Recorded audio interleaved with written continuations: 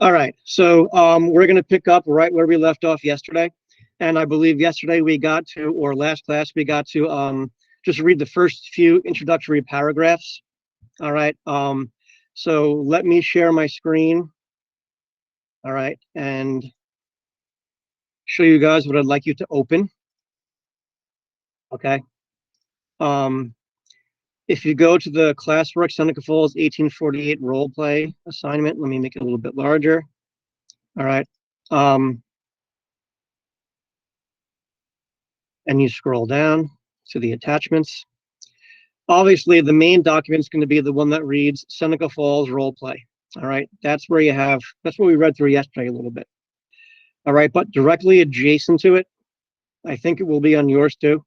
You see a Google form, women reform videos. That's going to be our do now. And it's just 2 do now videos. We're going to watch 3 minutes of the first one. And I think the next one's only a minute or so long. All right. Normally that would have been 1 do now video on 2 different days. Like would have been 1 each day. But because we're only seeing each other once a week, we're going to do both in 1 day. All right. So please have those 2 things open. And eventually, once we get the Declaration of Sentiments, the document that the women published in 1848, we're going to work on translating the grievances and the resolutions. You're going to be opening up these 2 Google Docs. All right. One is the resolutions, and one is the grievances. All right. So first things first, please open the Women Reform Videos Google form. And this is what you should see. All right, the first video should be Seneca Falls intro. The second video should be Women Reforms. All right. Allison, your hand's raised.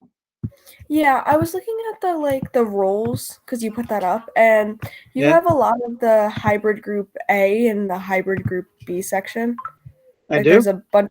Well, yeah, there's a bunch of people like my name's in the hybrid group B section, and so is Gabby's and Capri's. Okay, so is the hybrid group A one perfect right now? I believe so. All right, so let me see. So Olivia H should be the last person.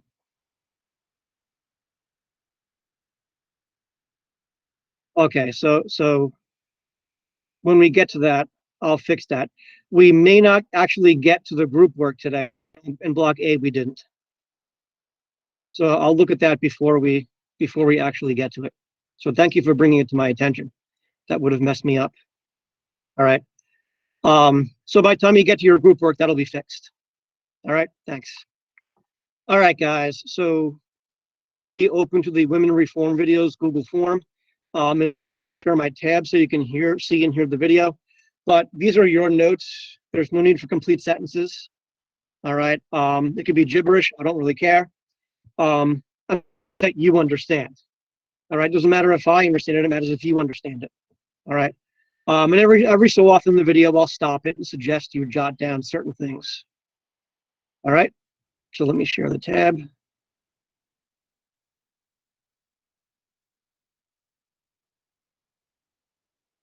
All right. So the name of the first one is Seneca Falls intro.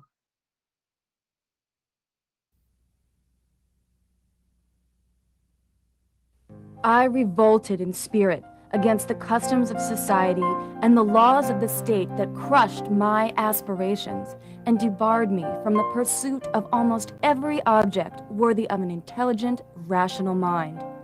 Emily Collins. Husband and wife are one, and that one is the husband. All right, so it was legal, custom. That makes no sense. It was legal and it was custom in almost every state that once a woman got married, she basically became kind of like an appendage of her husband. All right, she lost all legal rights. She basically didn't exist to the government. She became part of the husband, so to speak, legally speaking. Kind of like she became a ward of the husband, a child of the husband. William Blackstone Commentaries. What was life like for American women in the early 1800s? As a rule, women could not vote. They had no rights to their property or children, no voice in the laws that governed them, but much depended on where they lived and how much money they had. Out west, women forged trails alongside men, roped cattle, built cabins, hunted for food. Men appreciated their individual spirits because it helped make survival possible in the frontier. All right, so what you're seeing here is as we get through the early 1800s, the United States is kind of breaking into three regions or acting as three separate regions. We have the North, which today is the Northeast. We have the South, which is today the Southeast. And we have the West, which back then would have been the area from the Appalachian Mountains out to, I don't know, the Mississippi River. Okay. And please remember the frontier was really always moving west. It wasn't really staying in the same spot. So as white settlers would expand, and they would, I guess, a way of putting it is clear the land of indigenous people, and they would settle there, that would be the frontier. All right. And then once it became, settled and quote, settled enough and became a state, the frontier would be further west. So basically it was the outskirts of where we were expanding would be the frontier. So again, at this time, it would be the Appalachian Mountains to the Mississippi River. And what the video was talking about is women out on the frontier had the most rights, had the most equality, especially relative to women in the North and women in the South. And it was born more or less out of necessity, right? It was a more harsh, rough lifestyle than living in the North and South. All right. So whether it was the environmental conditions or whether it was indigenous people who were fighting to protect their land, all right, women played an equal role, more or less, to that of men in the family's survival. And in fact, women west of the Mississippi already had the right to vote in 1920 when the 19th Amendment was ratified. These women had more say in local government than most other American women. Farm women had always had more of a say in their communities than urban women had, partly because women had more access to power out west, that they were important pioneers, that they were visible in society in different ways. They were among the first in the country to win the right to vote in national elections. In the slave South, on the other hand, men ruled. Women remained in traditional roles longer than in other places. Industrial life came slower to the South. Women were less likely to question the social structure.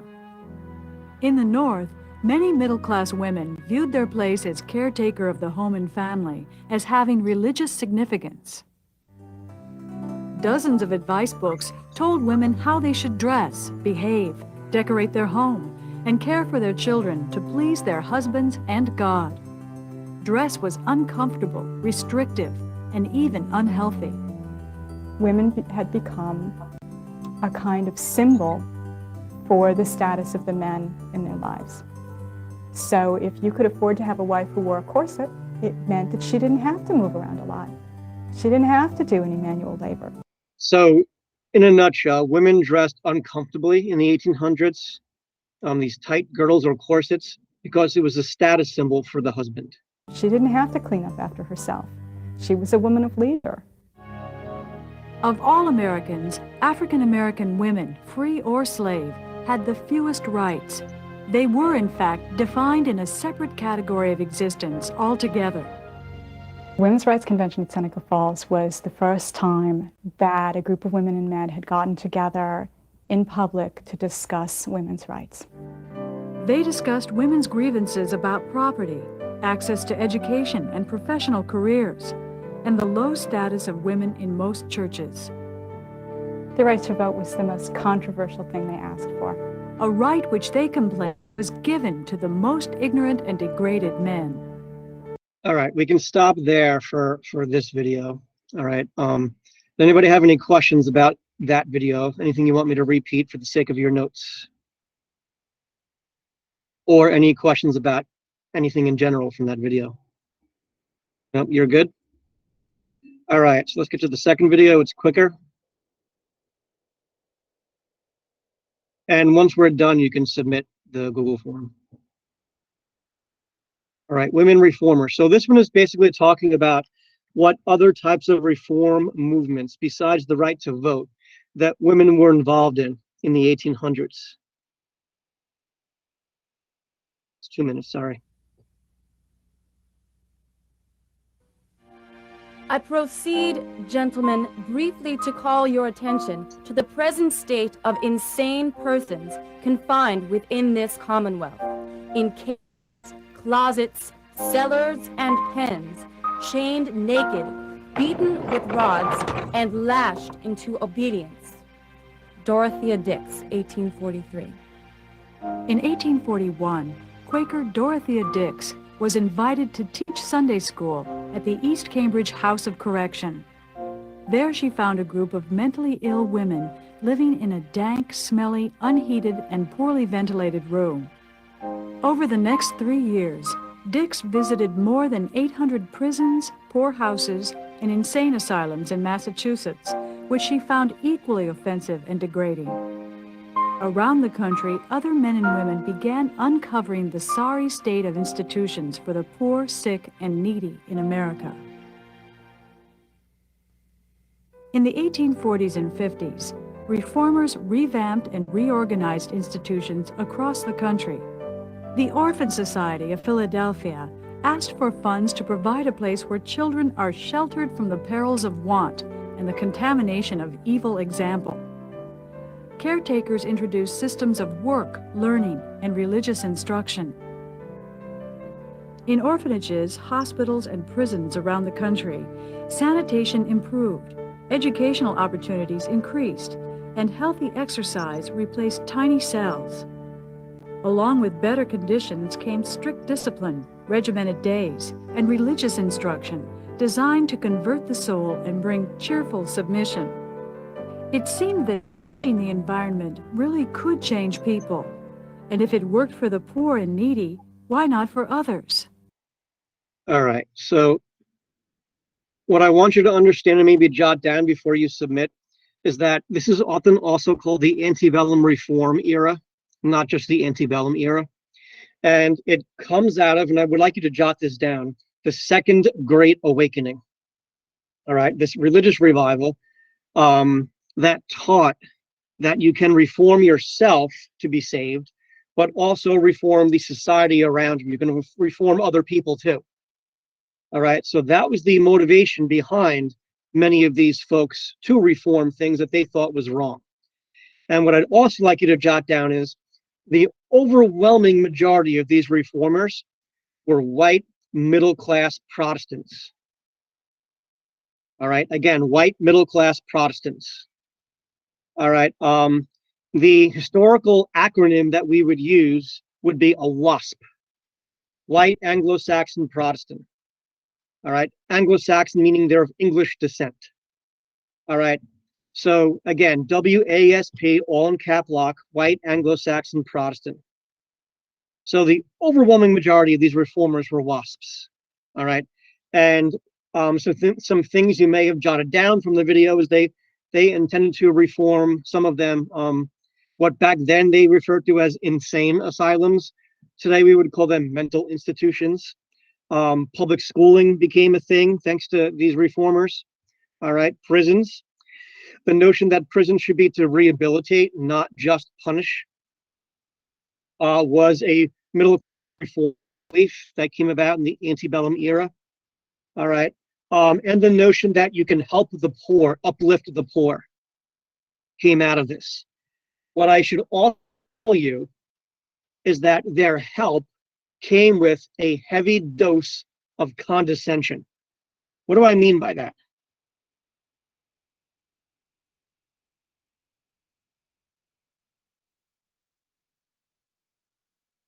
Ellie. It was kind of like, yeah, they were helping them, but at the same time, they were just being very condescending and like kind of nasty to them regarding like the fact that they are below the reformers and stuff. Exactly, kind of judgmental. Okay, yes, Gabby, thank you. They still recognize their superiority. All right. And that's certainly the case. So there was usually this tension between the reformers and those they were trying to help in a lot of cases. Okay. So once you are done jotting that stuff down, please submit, and it will become a grade on the on Genesis. Betsy, P is Protestant. So WASP, WASP stands for White Anglo-Saxon Protestant. I'll type that.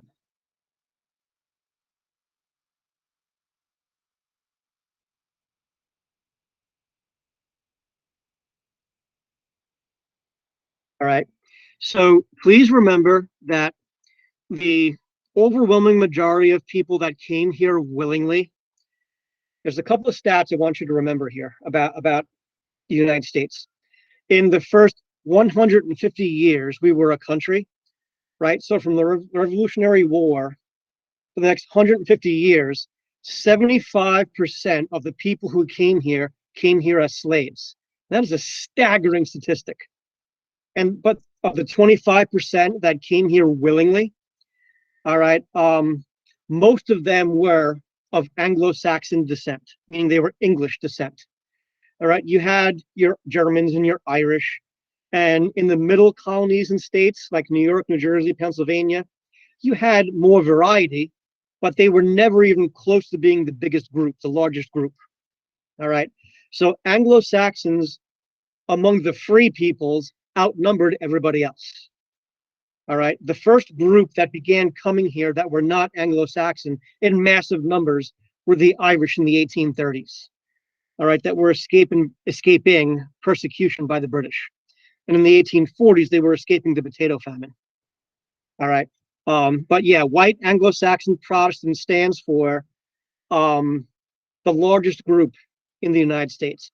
Also, please remember that Protestant is a branch or a sect of Christianity, right? To be a Christian, historically speaking, means that you believe in Jesus Christ. That's what that technically means.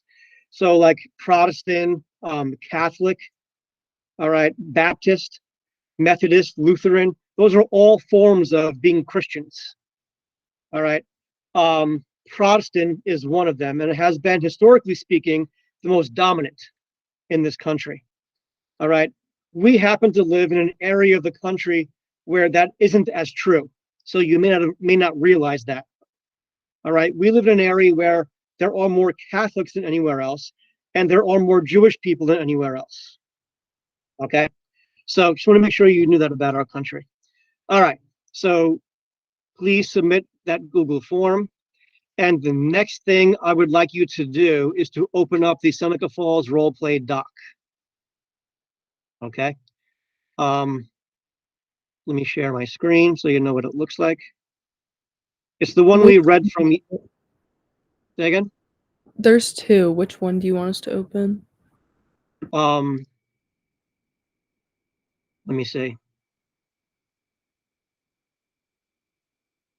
Okay, the one that's not the list of you in groups. Not the one on the bottom. All right. Is it the resolutions one or the grievances one? Right now, neither of those. Those are titled translation of. Let me share my screen, and I'll show you what it looks like. It's the one we read from yesterday. It's this one right here, Seneca Falls roleplay. I think you see the attachments in the same position I do.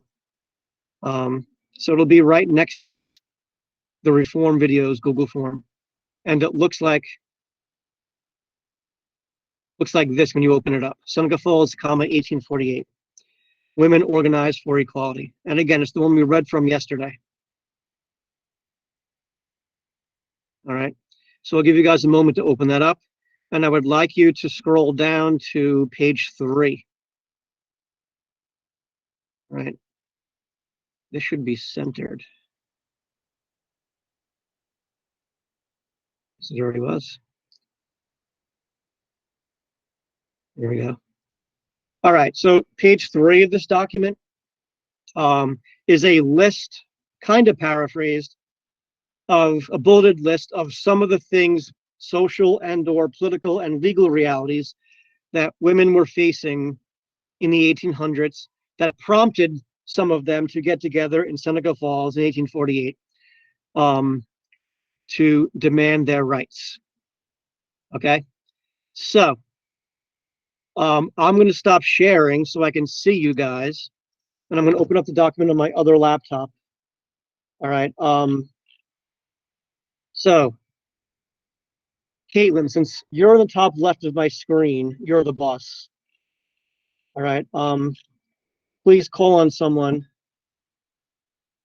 to read the first bullet.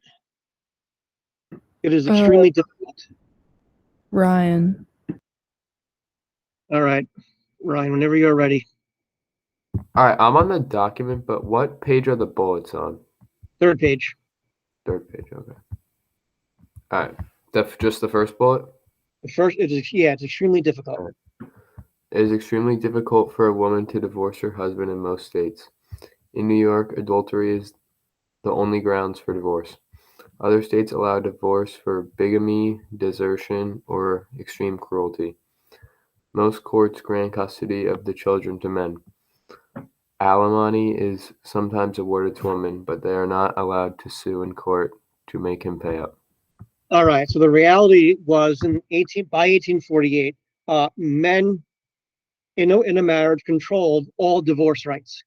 They basically would decide if and when a divorce happened and what happened as a result of that divorce. All right. And the only things that would lead to a divorce, even if the husband didn't want it, would be bigamy, which is marrying more than one woman, desertion if the husband leaves, extreme cruelty. And when I say extreme cruelty, I mean extreme cruelty, physically. The court would grant a divorce against the husband's wishes. But the point is, in most states, the woman could not sue for divorce. So they were stuck. All right, Ryan, you're the boss. Please call on someone to read the second bullet. Olivia? It is considered improper for women to speak in public. All right, thank you, Olivia. So women could not speak in public, especially if men were the audience. Olivia, you're the boss. Next bullet. Gabby, F. Until 1839, women were not allowed to own property in any state in the United States. All right, that's self-explanatory. Gabby, you're the boss. Next bullet. Jasmine. An example for the personal experience of Elizabeth Cady, Flora Cannibal was a neighbor who owned a farm which supplied the Cady family with fresh eggs, butter, milk, vegetables, and chickens. One day, Flora Cannibal came to the office of Elizabeth's father, Judge Cady, besides herself with fear and anxiety. Her husband had mortgaged her farm to pay her gambling debts. The bank was going Right. The bank was going to foreclose. Elizabeth Cady's unbelieving ears heard her father say that Flora Cannibal's husband had acted on an acceptable legal principle. Women, like enslaved people, had no right to hold legal title to property, and all of the wife's possessions belonged to her husband. All right, so yes, anything the woman owned prior to marriage, even if they were allowed to own property in that state, was transferred to the husband once they were married. All right, and Jasmine, it's Elizabeth Cady Stanton. All right, Jasmine, you're the boss. Please call on someone for the next bullet. Sarah. Wait, let me sing. Sarah. Okay. In almost every state, the father can legally make a will appointing a guardian for his children in the event of his death. Should the husband die, a mother could have her children taken away from her. All right, pretty self-explanatory. Sarah, you're the boss. Capri. In most states, it is legal for a man to beat his wife. New York courts ruled that in order to keep his wife from nagging, a man could beat her with a horsewhip every few weeks. Right. So I get that from a court case where a man charged with being extremely cruel to his wife. And since he only, quote, only beat her every few weeks with the horsewhip, he was found not guilty. It wasn't extreme enough, I suppose. All right, you're the boss. Please call on someone for the next bullet. Gretchen. Until 1837, no college in the United States accepted women as regular students. All right, and Oberlin College, which I believe is in Ohio, was the first one to accept women. All right, you're the boss. Lana. Women may not vote in any state in the Union. Okay. You're the boss, Lana. Betsy. Based on British common law, a woman cannot sign a contract even if her husband lets her. All right, Betsy, you're the boss. Haley. Haley Church. Some women teach school, but they're paid only 30 to 50% of what men are paid for the same job.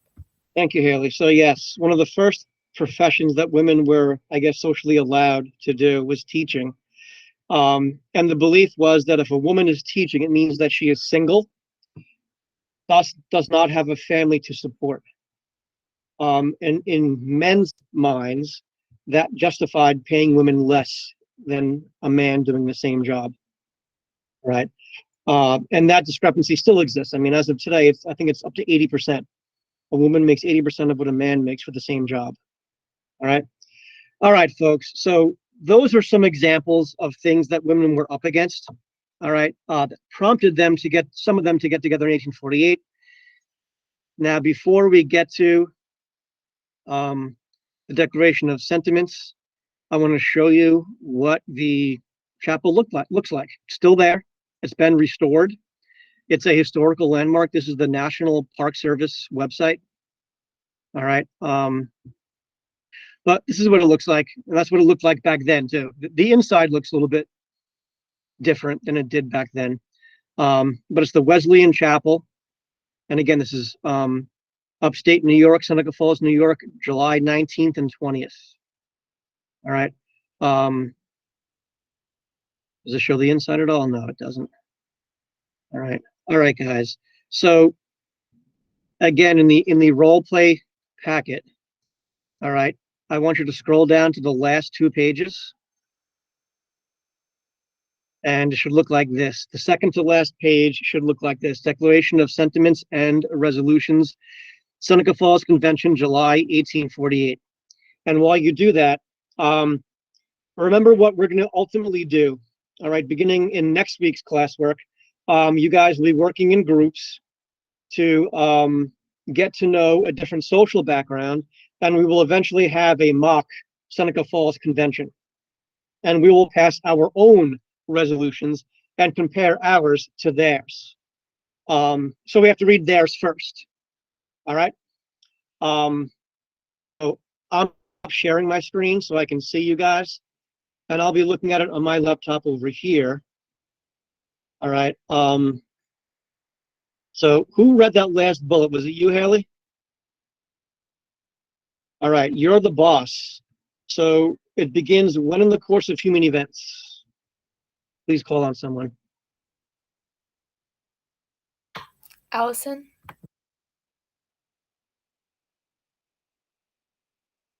When in the course of human events it becomes necessary for one portion of the family of men to assume among the people of the earth a position different from that which they have hitherto occupied by one to which the laws of nature and of nature's God entitles them a decent respect to the opinions of mankind required that they could declare the causes that impel them to such a course. All right, so normally right now you would be seeing a lot of similarities between this document and Jefferson's Declaration of Independence. But my block A told me that you didn't really go into that much earlier in the year. Is that true? I see a few yeses. All right, so I'm going to go over this in like a minute. but in Jefferson's Declaration of Independence, he goes over what we now call human rights, sometimes called natural rights. And that's the phrase they use in this first paragraph, right? So Jefferson's Declaration was one of the first documents in world history, and it actually was. This is not just American exceptionalism talking here. It really was one of the first documents to do this. It basically argued that human beings have rights by virtue of being human. All right. They're natural. They're inalienable to us. They cannot be taken away. We can't be made alien to them, is what that means. Right. And he argued that we have these rights naturally, meaning they're not given to us by any government or person. All right. We have them because we're human. And he argued that this is the same as any type of natural law that you see in science, whether it be physics or anatomy or biology or any law, any mathematical law that you might see. He was saying that this is political science and these natural laws exist. So I want to make sure you understand what they mean by a natural law. Okay, what they're saying is they're covered by these natural laws too, not just men. Okay. Allison, you're the boss. Please call on someone for the next paragraph. Lana. We hold these truths to be self-evident that all men and women are created equally, that they are endowed by their Creator with certain inalienable rights, that among these are life, liberty, and pursuit of happiness, that to secure these rights, governments are instituted, deriving their just powers from consent of the governed. Whenever any form of government becomes destructive of these ends, it is the right of those who suffer from it to refuse allegiance to it and to insist upon the institution of the new government. All right, so thank you, Lana. It's almost word for word from Jefferson's Declaration, except for the words "and women."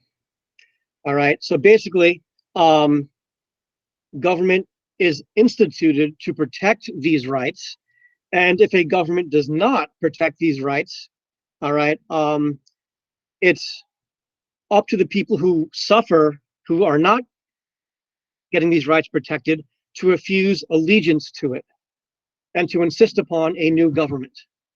Okay? Lana, you're the boss. Please call on someone to do the next two lines, I should say. Nathan. The history of mankind is a history of repeated injuries and usurpations on the part of man toward woman. Having indirect object, the establishment of an absolute tyranny over her. To prove this, let facts be submitted to a candid world. All right, thank you, Nathan. So the next section is a list of grievances. All right, and all the he's are, it's the male patriarchy, men in general. What have they done to women? All right, and that's what we're going to go over right now. So we're actually going to leave this document, and if you go back to the class to this assignment, all right, you see two documents that are named translation of. One of them is the resolutions, and one is the grievances. If you hold your cursor over the title, the link title, it'll say which one it is. Please open the grievances one. Okay. I'm going to share my screen for a moment, and this is what it's going to look like.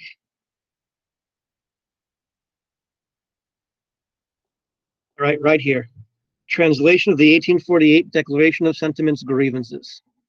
And you see every grievance beginning with he, almost every grievance beginning with he has. Okay. I'm going to stop sharing. Anybody need help finding it? I know there are several attachments here. I'll give you guys a moment.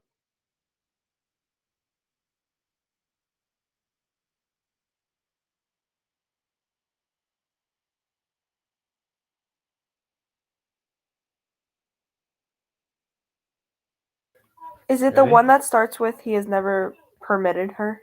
Yeah, he has never permitted her is the beginning, yes.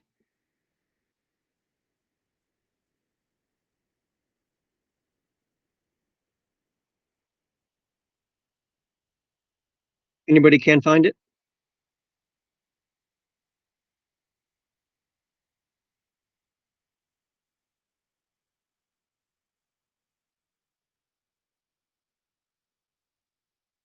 All right. So to make it go a little bit faster, I'm going to read the grievance and I'm going to ask you guys what the grievance is. And I think we've already gone over the first one, so it should be a little quicker here. He has never permitted her. And by the way, what I would like you to do is type your translation directly underneath each grievance. All right. And I ask you to please make the somehow differentiate your translation. Make it italicized or bold, whatever. He has never permitted her to exercise her inalienable right to the elective franchise. What can't women do? They can't vote. Right, they can't vote. So you can just write 3 words. Women can't vote.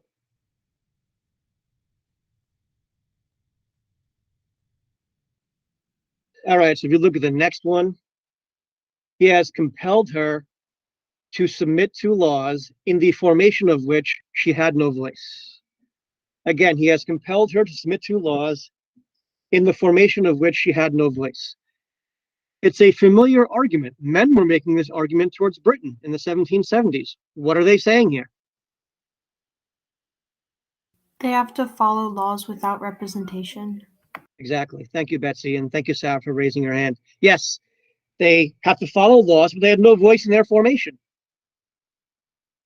All right, so it's the same as the no taxation without representation argument. I'll give you guys a moment to jot that down. Again, she's expected to follow laws that she had no voice, no role in making.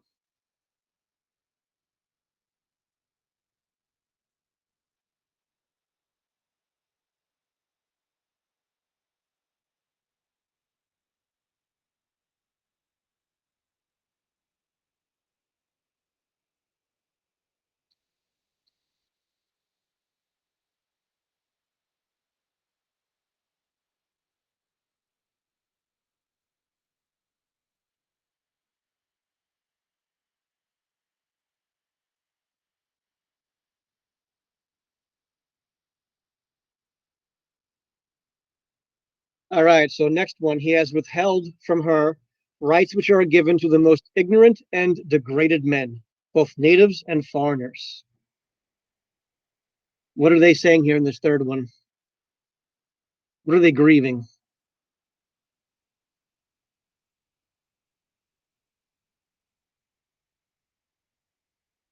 Who has more rights than they do? And they're complaining about it. They're grieving it.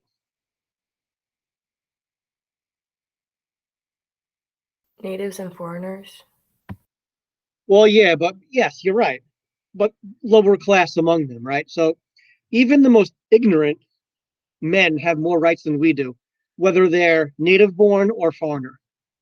All right. So they're kind of playing the class card here. Not my favorite grievance. And you got to remember that when they use the word native, they don't mean like Native American, indigenous people. They mean a native born Anglo-Saxon. All right. You got to realize once the Irish began coming here in the 1830s, there was a backlash among Anglo-Saxons who didn't want the Irish here, among some Anglo-Saxons. And they began calling themselves Native Americans or native born Americans. Okay. So that's who they mean. They're not talking about indigenous people. They are specifically excluded from having these rights in the Constitution. The only group to be explicitly excluded. All right. So yeah, even the lowest class men have more rights than we do. Is basically what they're saying.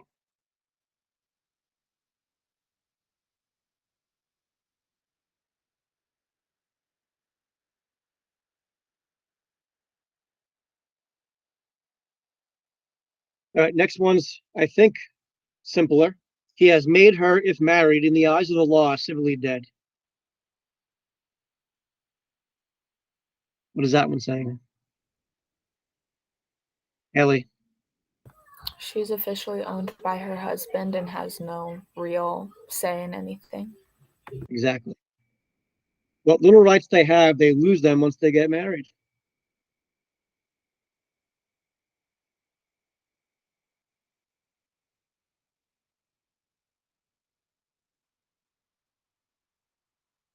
And once we finish these grievances, we'll be done for the day.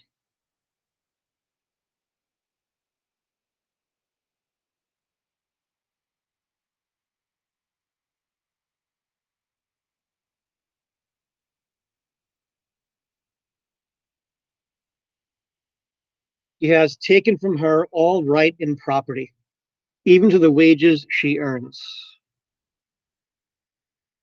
What's the grievance here?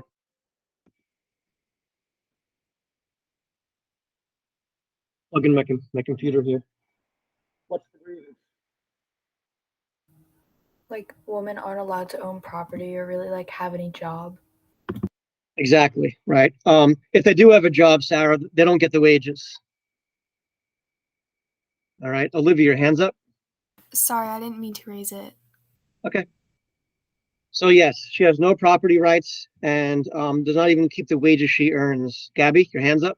I was gonna say like she doesn't own the money that she makes. Exactly. All right. Financially speaking, a similar situation to that of slaves. When we picture a slave, we picture slaves either working in the house or working on the plantation. But in the northernmost southern states like Delaware and Maryland and Missouri, there were a lot of slaves that were skilled artisans. The wages would go to the owner. All right, so it was a similar in that respect, and probably only in that respect, a similar situation. All right, so women have no property rights, even if she has a job, even if she works. All right. Next one, he has made her morally an irresponsible being, as she can commit many crimes with impunity, meaning no consequences, provided they, as long as they're done in the presence of her husband. So, what is this one grieving?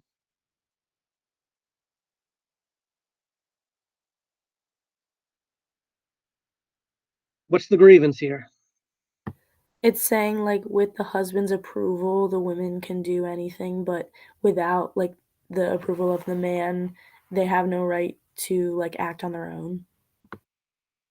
Yeah, you're definitely on the right track, Gabby. Betsy? Like with the husband's approval, they aren't held accountable for their actions. Exactly, like a child, right? Like when you're a young child, it's up to your parents to discipline you. And that's what they're grieving here. That you infantilize us. That's the word historians would use, infantilize. All right, let me write that.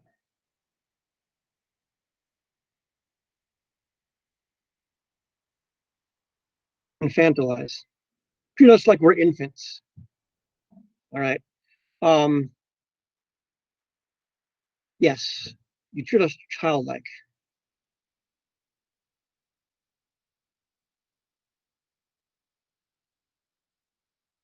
Okay. Next one.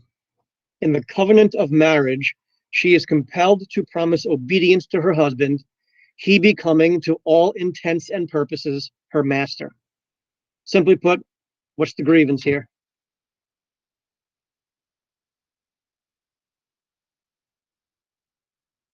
She's like basically his property and he owns her. Yes. In marriage, the husband becomes the master. Um, the words and obey until recently, it wasn't that long ago, they were taken out of marriage vows, right?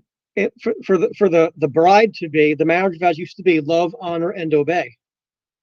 All right. When my parents got married, those were the vows. Both times they got married to each other. All right. So I'll give you a moment to jot that down. The husband becomes the master when married.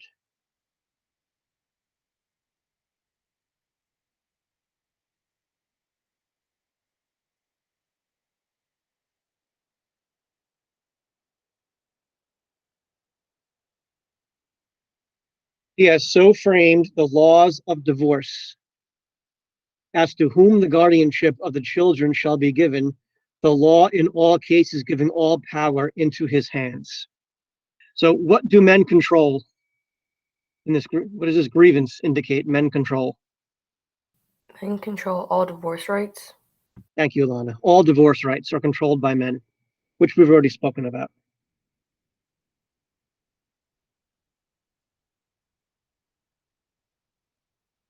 Men control all divorce rights. So they're basically demanding equality in divorce rights. And I want to skip the next one. And I want to go to the one that begins, he has monopolized.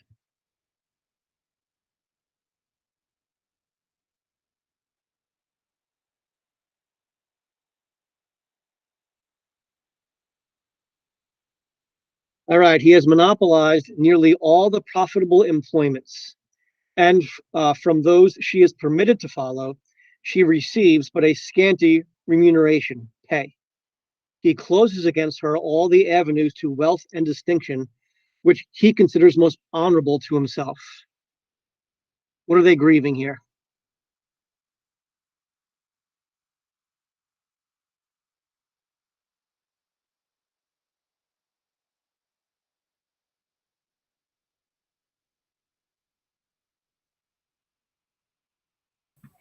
Like men get all the wealthy jobs, and the jobs that women can have usually, like, they don't pay very much at all. Thank you, Capri. Exactly. That you relegate women to certain, quote, female jobs, and you take all the good jobs. Thank you.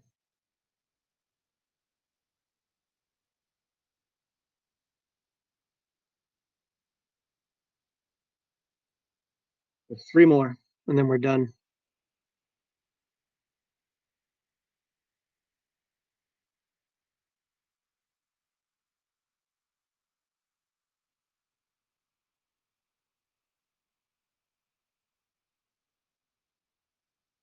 Still see people typing, so I'll wait.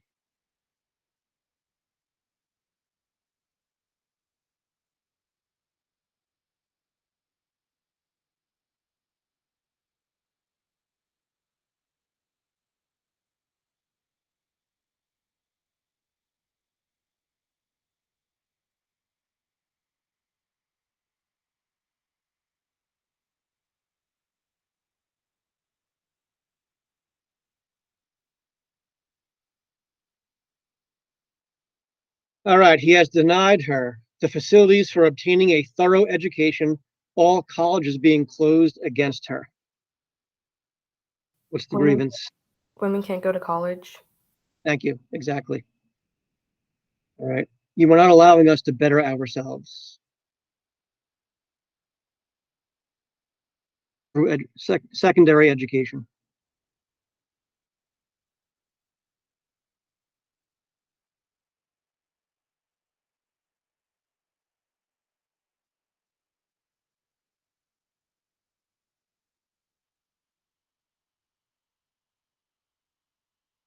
He has usurped the prerogative of Jehovah himself, Jehovah being God, claiming it as his right to assign for her a sphere of action, the domestic sphere, when that belongs to God.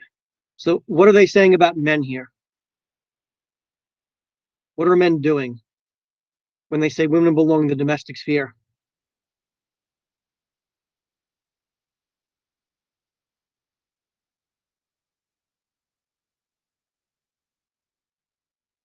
That the men are like disobeying God by not letting the women have rights.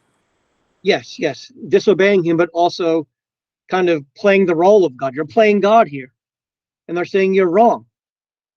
All right, so you're playing God, and you're disagreeing with God. Because as you'll see when we get to the resolutions, they will argue that any law that takes away women's rights is unnatural, and to them that would be disobeying the quote capital C Creator. All right, so yes, men are playing God, but only God can make those decisions, basically. And we have one more.